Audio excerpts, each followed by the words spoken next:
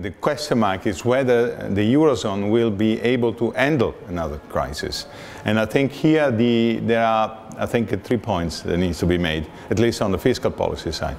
First of all, is the Eurozone ready to use fiscal policy as a tool for extreme conditions in case you see a severe recession and in a situation in which monetary policy is constrained by the zero lower bound.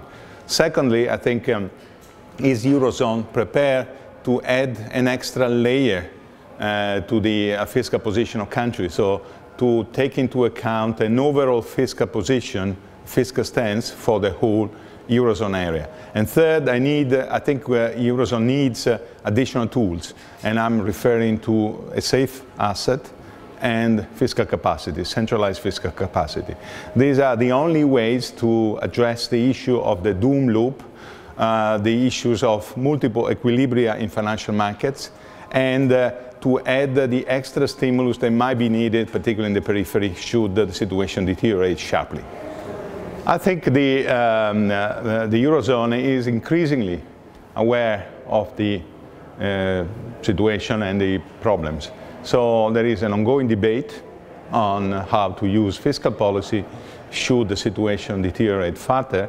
But as far as the Commission is concerned, clearly we have the limit derived from the treaties. So I think there are some initiatives that can be taken within the current framework, the current treaty framework. Others would necessarily require treaty changes. And the issue is whether these changes can arrive early enough to provide support in case of downturn. Ursula von der Leyen has already highlighted two priorities, effectively: more flexibility, but within the current framework, and more budget flexibility, but within the current framework. And secondly, more investment, maybe linked to climate change and to environmental issues. These are welcome developments, but again, might not be enough, because they still are within the current framework, or maybe we need to move outside of the current framework. We need to kind of expand the use of fiscal policy should the situation deteriorate sharply, to provide some support to the monetary side, which, as we all know, is exhausting their policy tools right now. I think there are encouraging developments in many countries, not least Greece, because I think Greece is turning the corner and might actually surprise to the upside. But the real issue right now is whether there will be an exogenous shock coming from outside of the Eurozone, which seems to be the case right now. We know we have trade wars, and industrial activity has already suffered, export activity has already suffered a lot.